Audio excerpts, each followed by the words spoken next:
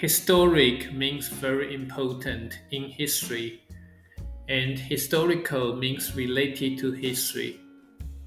Number one, this is a blank event to remember.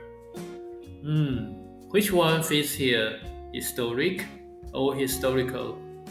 Well, we are talking about an event that's very important, something memorable. That's exactly what historic means. So the sentence means this is an event that is very important and worth remembering. Number two, I read a blank book yesterday. Which one? Think carefully. We are talking about a book related to history, not necessarily super important. That means historical is perfect here. The sentence means I read a book about history yesterday. Now the sentence reads I read a historical book yesterday. Question 3. That building is very blank.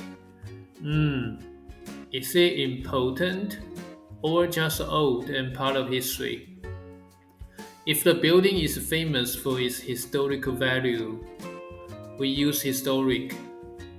If we just mean it's related to history in general, we use historical. Let's say it's a landmark that shaped history, then it's historic. So the sentence means that building is very important in history. Nice.